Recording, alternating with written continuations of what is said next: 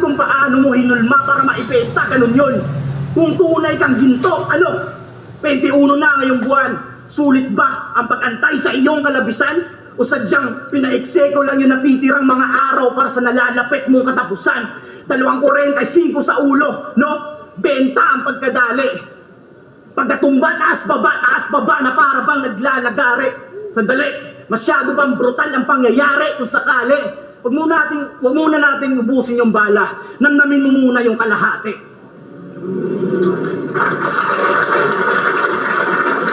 Alakas sa round mo, pinatulog mo sila. Round 3 game. Nung natalo sa kay Mot, nagdabog to sa VIP room, halos sipain niya si Sendlook. Literal na bibigyan ng sipa yung sidekick, may chorus pa na left hook. Kaya nagtampo yung kalahati niyang gawa sa Fahrenheit tsaka Celsius. Napariwara na si Sendlook. Tignan mo! Naghahanap na lang ng babae sa Facebook.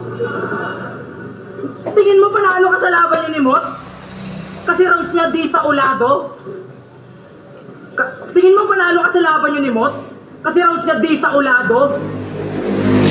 Fuck! Tingin mo panalo ka sa laban niyo ni Mot? Kasi rounds niya di sa ulado? Ulul, mag-request ka ng bito kay Enigma para pagsasampalin niya yung mukha mo. Hindi bias yung judges doon. Sadyang kinulang yung dura mo. Paalala ko lang 5-0 yung boto at isa si 6 straight sa hurado. Kaya alam kong bitter pa rin to kay Mot at nag-aasam si Bobo na makabawi. Ginamitan na ng unlimited shit na bodots, talagang todo baka sakali. Itong si Loco na makayari, biruin nyo, nasa mid na nga yung Mot pero sa boto, di man lang to na kalahati.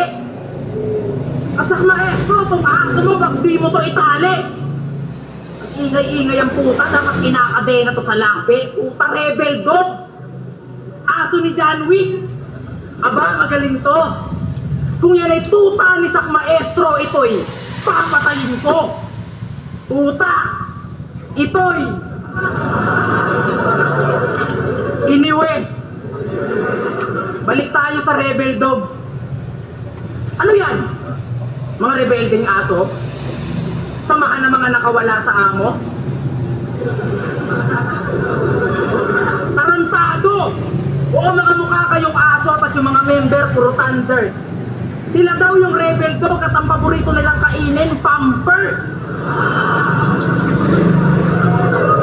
Minsan EQ pag nasa village sila. Kala ko ba isda ka? Ba't bigla-bigla ka nagiging aso, pre? Ayay, wak-wak man siguro ni. Yan na ba yung kaayupan mo na walang kapares? Ano na, Mr. Surugates? Kala ko ba ikaw ang pinakamatalino sa lahat ng iyong klasmates? Mas bilib pa ako kay EJ Power kasi sa isa buhay naging class S sa kabila ng pagiging sundalo niya doon sa United States. Tama? Tama? Pero na iba, sinabihan mo si Sur na ang wawak ng kanta niya.